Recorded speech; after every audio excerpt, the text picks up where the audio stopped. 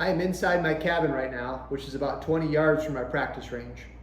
The winds today, sustained 25 with gusts up to 40. To show you that I'm not a complete sissy about that, I brought my hunter rifle. Now, I need to explain what that is. This is a hunter rifle, not a hunting rifle. A hunting rifle is what you take coyote hunting or deer hunting. A hunter rifle is the classification of Benchrest. A super simple explanation. I'm going to leave out some details, but this gives you the gist of the idea. In short range Benchrest, there are two main categories. We have group and we have score. In group, a person wants to shoot 5 shots all on one target card to try and get the smallest group. It doesn't matter where you hit as long as it's inside that square box. You repeat that 5 times for each yardage. In score, you have 5 record bulls. 1, 2, 3, 4, 5. This bottom right one, that's your sighted target. You can shoot that as many times as you want. All the rest of these, you get 1 shot at trying to hit that center dot called an X. You repeat that 5 times for each yardage. The highest score wins. If there's a tie, it's broken by the number of X's that you hit. In both of those categories, there are different classes. In group, you have light varmint, heavy varmint, sporter, and unlimited. The goal is the same. You want to shoot the smallest group, but the restrictions on the rifle will make it eligible in a certain class. In score, it's the same idea. We have 2 main classes. We have varmint for score, which was the rifle that I shot in the first video, and then we have hunter. Regardless of class, we shoot the same target. But in a hunter rifle, there's a bunch of rules. I think the big 3 are the fore-end can only be 2 1/4 inches. The rifle, the total rifle, has to weigh under 10 pounds. And I think the most impactful rule is the scope has to be limited to 6 power. We are trying to hit an 1/8 of an inch dot at 200 yards. We can't see that dot with a 6 power scope. We can't see these rings. Heck, most of the time, we can't even see our own bullet holes. But what we can see is this big red outer ring. So looking through a 6 power scope, this is essentially what we see. But we know that the dot is in the center. And so what we do is, if I can do this sideways, it's a little more difficult, is we center our crosshairs on the big red outer ring. And what that makes is that it makes 4 equal pieces of pie. If we need a hole to the left or the right, we simply adjust how that pie looks based on that big red outer ring. All disciplines of Benchrest are difficult. They're all hard. But if anyone ever says that hunter is easy or that these rifles don't shoot, they've never done it. As in the first practice video, once I get outside, I don't have a script. And the reason for that is simple. Precision shooting is both a science and an art. The science part, absolutely we can come up with a script for. Step 1, step 2, step 3. But the art part of this, we have to adjust. We have to adapt to what Mother Nature gives us. I don't get to tell Mother Nature what to do. She tells me what to do. And she changed her mind quite often. Let's go see what she's telling us today. This is a bat 3-lug action. There's a Krieger 1 in 17 twist barrel chambered in 30 VR. I have a Kelbley stock, jewel trigger at about 2 ounces, and I have a Burris 6 power scope. This setup is very, very similar to my varmint for score setup that was in practice session number 1 video. I did that on purpose. When I set these rifles up in the bags, I don't have to change a thing. They set up exactly the same. Therefore, my feel is exactly the same. As I mentioned earlier, we can't see bullet holes, and so here's a spotting scope that is set up. After I shoot, I will look through the spotting scope to see where I hit.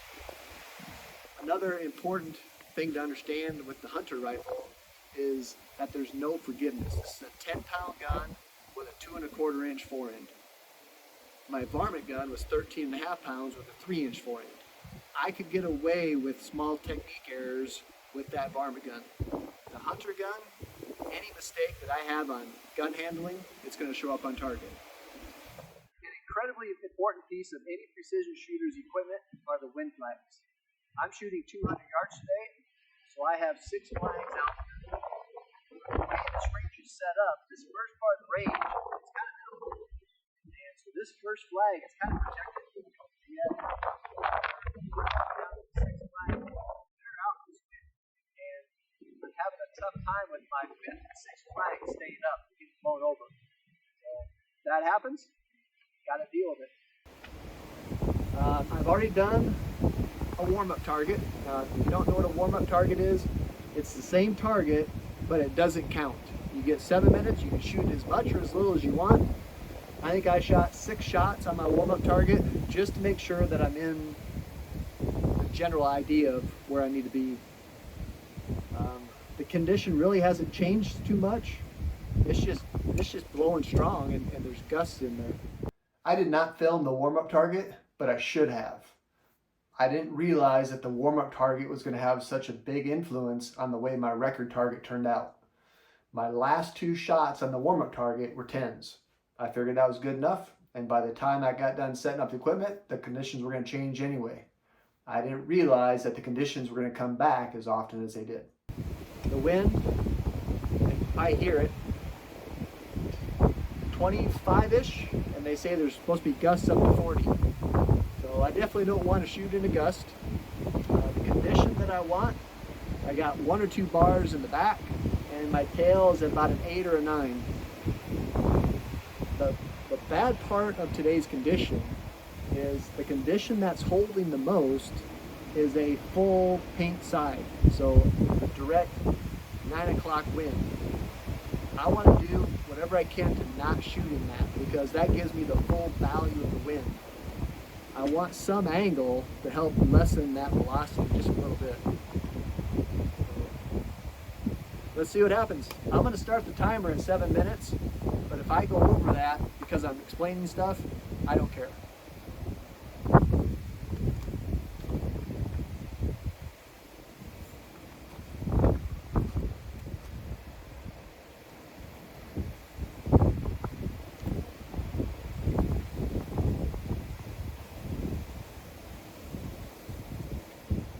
All right, here we go.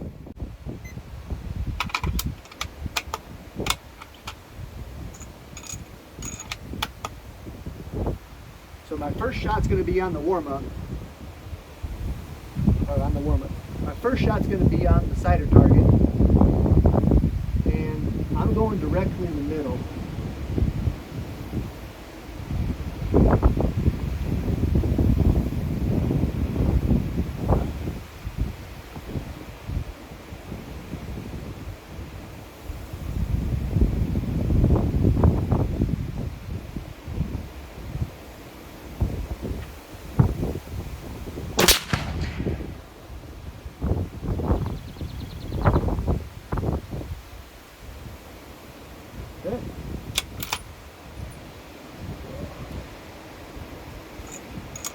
That one wasn't too bad. I want my bullet impacting to the left. I do not want my bullet impacting to the right. With a wind this strong, right to left, I don't want to be holding to the left and then plus have my bullet blow to the left. That's called a double whammy.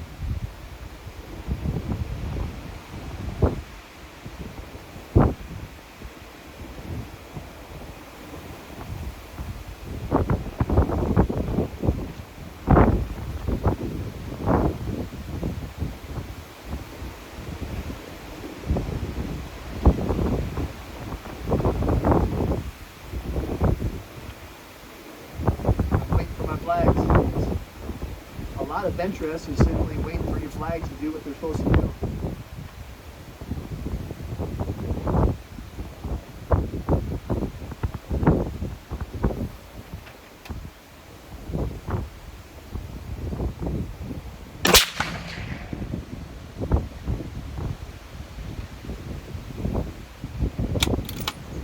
Okay, that was good. Let's see if I can repeat that again. I got 4:45 on the clock.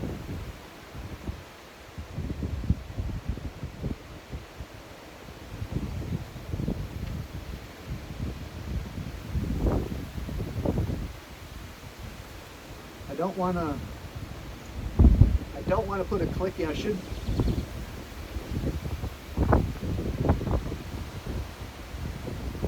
I could put a click in up, but I don't.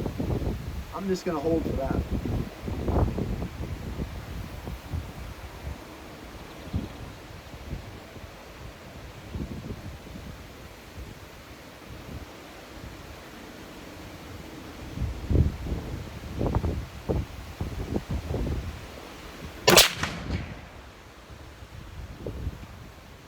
Okay.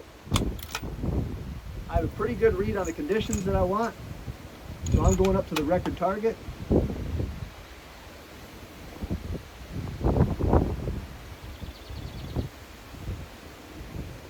I got my dot and my crosshairs right where I want them.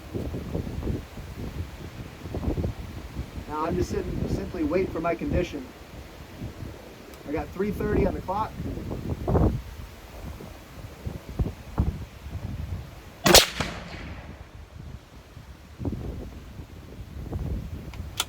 Okay, I can hold up a little bit.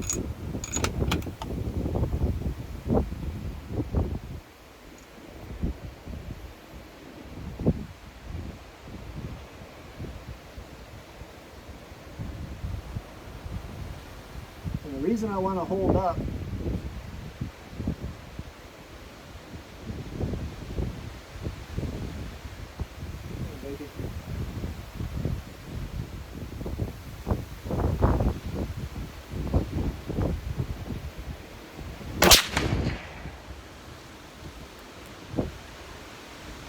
I want it right there. That's the exact reason why I wanted to hold up.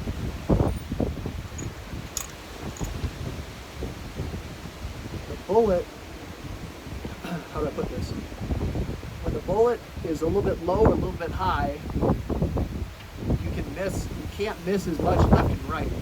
In other words, the circle is the lightest right across from the X. Now if that made sense or not.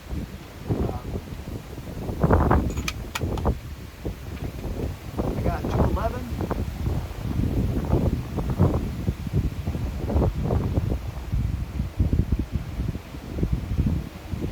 I want to take full advantage of that 10 ring in conditions like this. That's why I was holding up.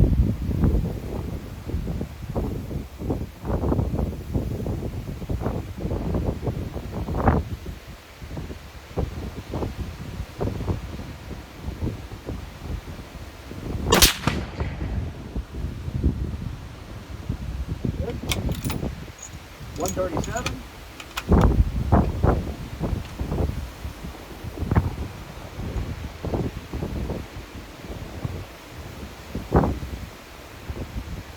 Got my crosshairs and my dot right where I want them.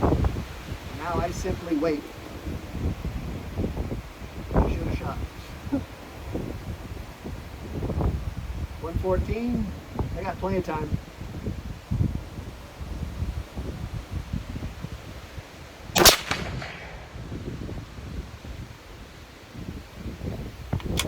Not bad.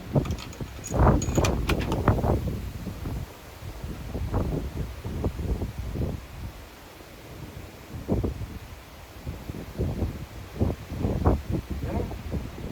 48 seconds.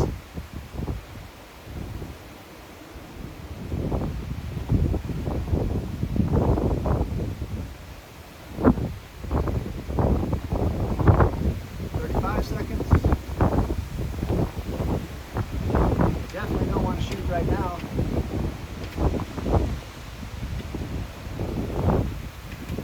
That's not bad.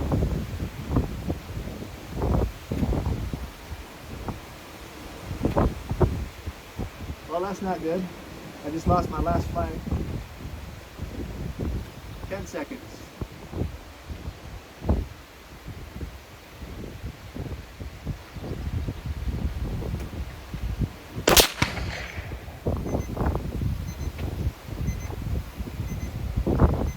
I think it stuck in there.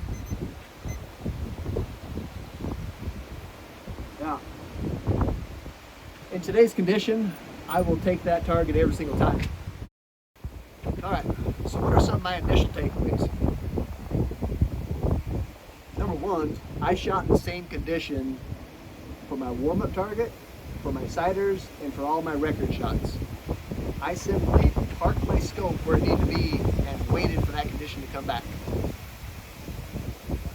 You know, I don't get to tell Mother Nature what to do. She tells me what to do. And today she told me, be patient, park your scope, and just wait. You know, I didn't have to run and gun. I didn't have to do what I called speed checkers, where you shoot a sighter and go right up to the record target. I simply waited.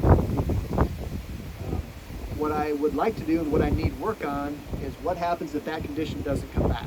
Then you have to be more deliberate on your sighter target and how to use the clock more effectively. I didn't have to do that today.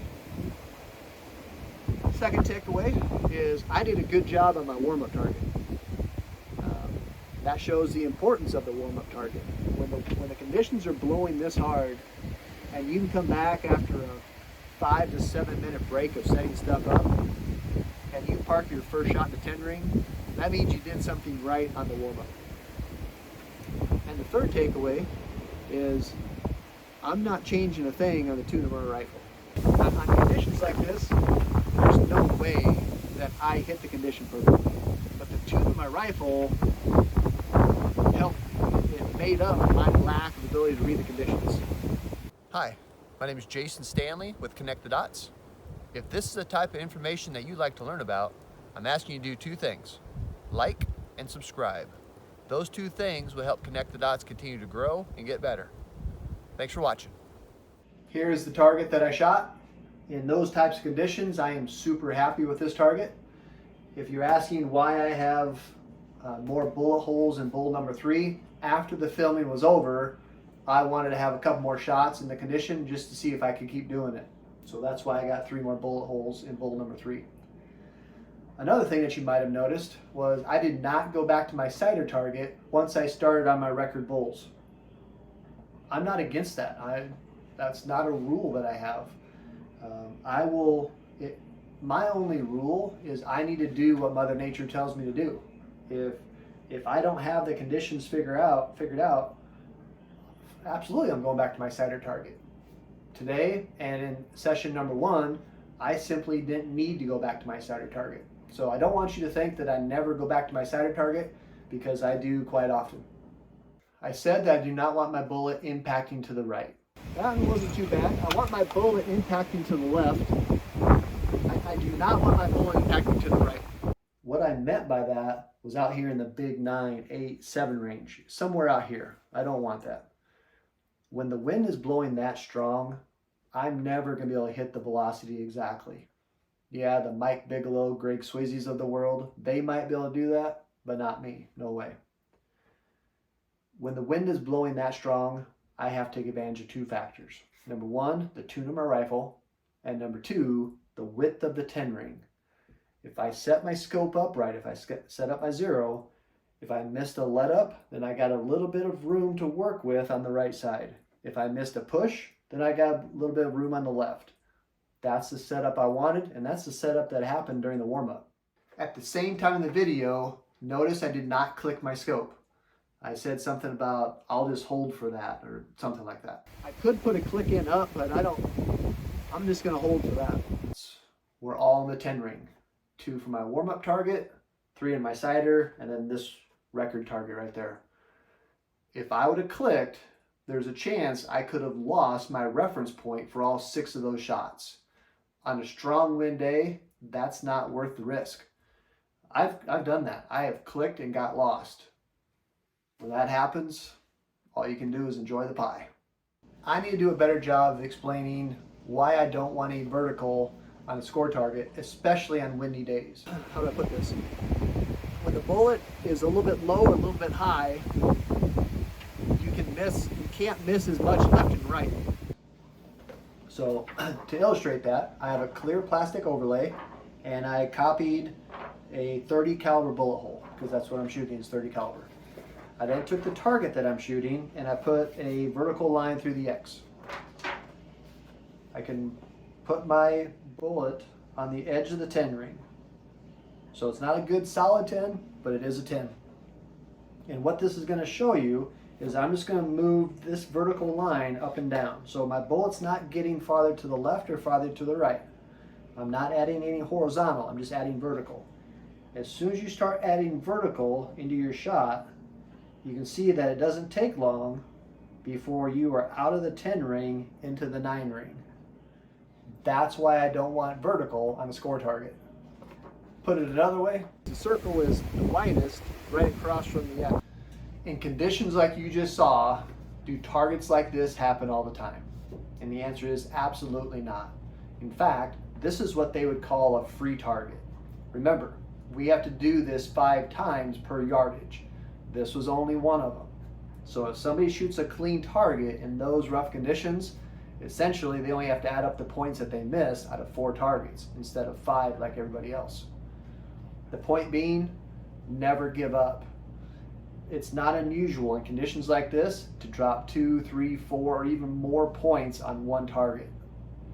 As Al Nias once told me, every shot makes somebody happy. Until next time, enjoy the process.